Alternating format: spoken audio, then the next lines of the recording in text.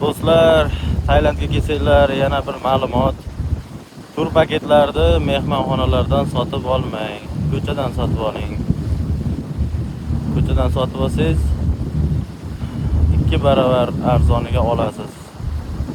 $100lik narsani $50, 200lik narsani 100 ga olasiz.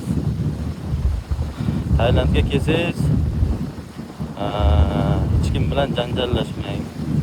Janjallashgan taqdiringizda ham birinchi bo'lib qo'l ko'tarmang. Birinchi bo'lib qo'l ko'targan odam javobgar hisoblanar ekan har qanday holatda. Turistlar janjallashib ketsa agar militsiyalarda ham uncha ish bo'lmas ekan, lekin tailandliklar bilan janjallashib ketsangiz, birinchi bo'lib qo'l ko'targan odam doim yutqizar ekan. Inson huquqlari degan narsa juda ham yuqori turar ekan. Yana bir ma'lumot. Badaningizga haligi narsalar surkab yuring, quyoshdan saqlovchi.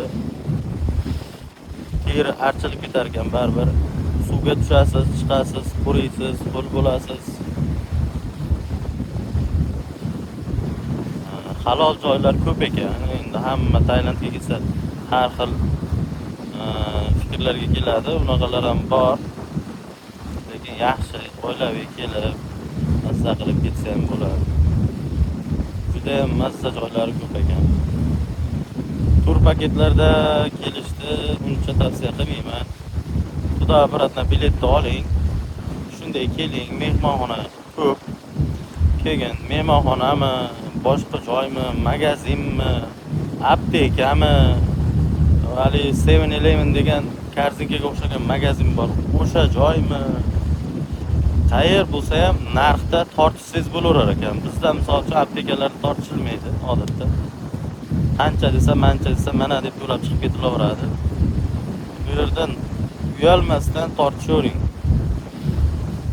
Misol uchun $3000 bilan kelgan bo'lsangiz, naq 1,5 mingga tejab qolishingiz mumkin. 1000 baht degan narsani 400 bahtga ham olyapman tortishib. 1000 baht beraman, 1000 bahtga sotaman desam, misol uchun uyalmasdan 200 beraman deyman.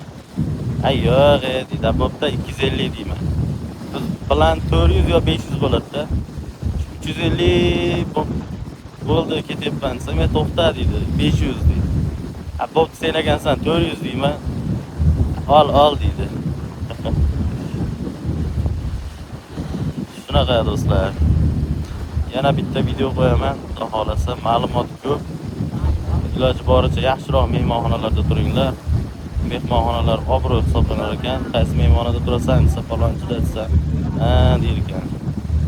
Uncha-munchasi yaqinlasha olmas ekan ham. Ma'lumot uchun like bosib, tanishlarga jo'natib qo'yasizlar. Yana keyingi videolarda yana juda ham kerakli ma'lumotlarni chiqaraman inshaalloh.